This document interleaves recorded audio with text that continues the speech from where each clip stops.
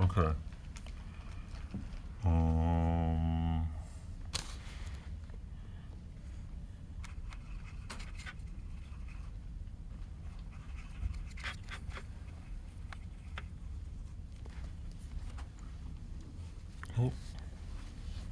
yeah, so already the paints are a little bit on the light side, so it's not really looking that great on a toned paper.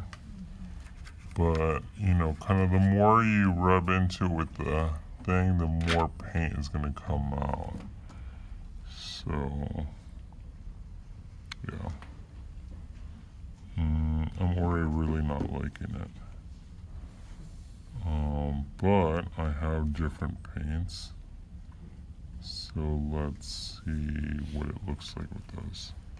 I'm just going to complete some of it so it's not like two different kinds of paint and looking really weird. Meet it in the middle.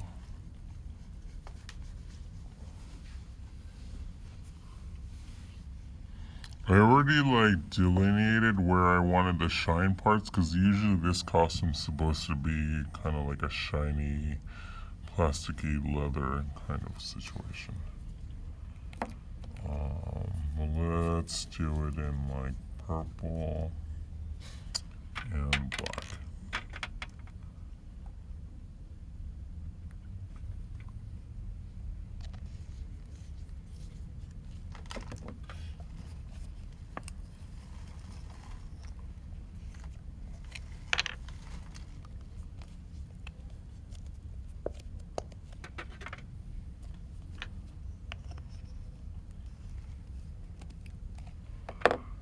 So for this it's going to be like dark kind of in the front.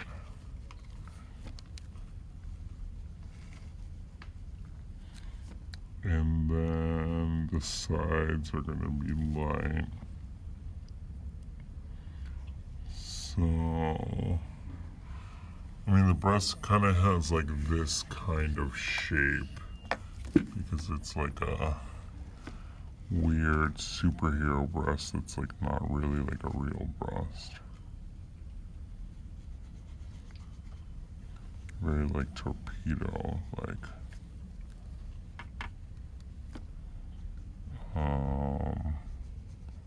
So it was like a little bit watery, so I'm gonna put a little more in the very center. Oh,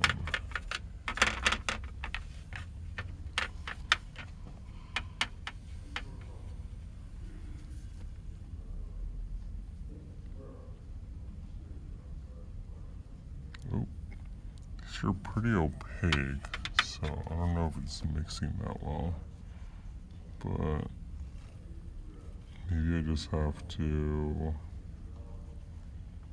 make the whole thing purple and then put the center black, I guess.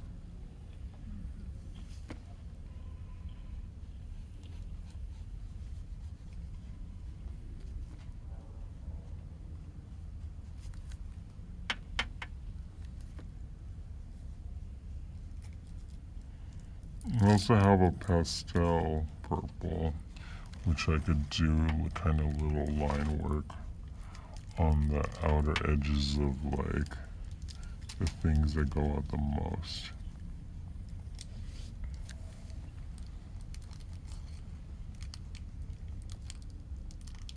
Oops.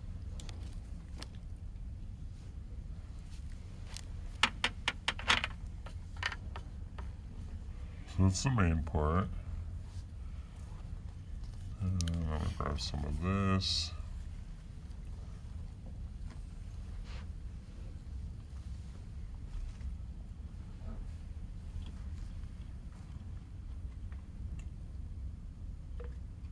Still pretty wet, but it kind of works well with this.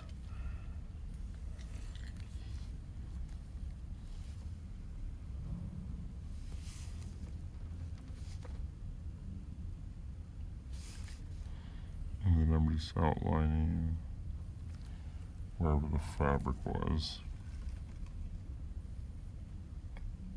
darkest light color. It's like kind of too light. Like this is a dark blue, and it's definitely not like baby blue on the outside. So I'm gonna go back in and then put the like medium purple on top. And what's good about putting a light color with the kind of medium color on top is that it'll like make it pop more sometimes, especially if it's like a transparent amount of paint on a darker paper.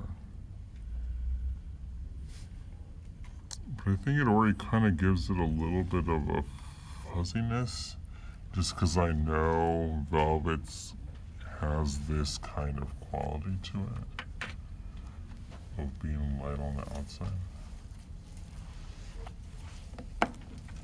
Plus the kind of like natural edge that a watercolor does.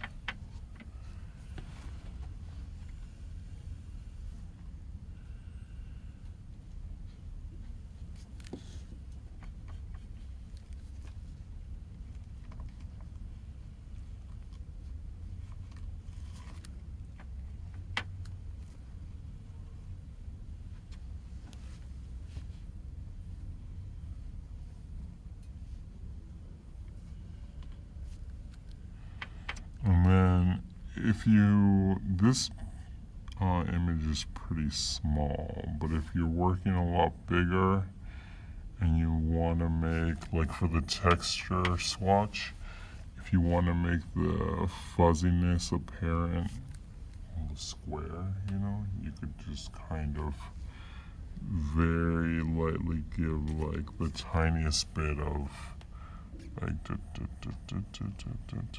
you know, because it's supposed to be like a close-up.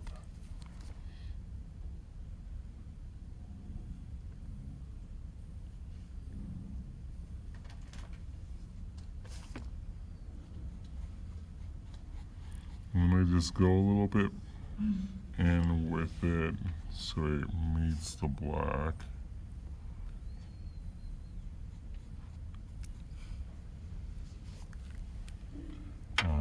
Then I could go in and put even more black in the very middle, just because it was a little bit washed out. And it gives it more dimension.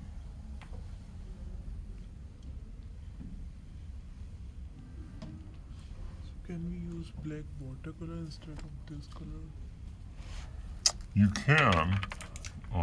Sometimes black watercolor is not that opaque. But that really just depends on how good your watercolor is. Some of them are very kind of light gray. See, like that's not black. So you have to really, like you can see, I ran out of black before everything else. It's because I have to use so much of it, so it's actually black, but that's not bad. It's almost black. But like, for something like this, where you're trying to get like a really black, it would be nice to have like a dark black. The liquid one. Yeah.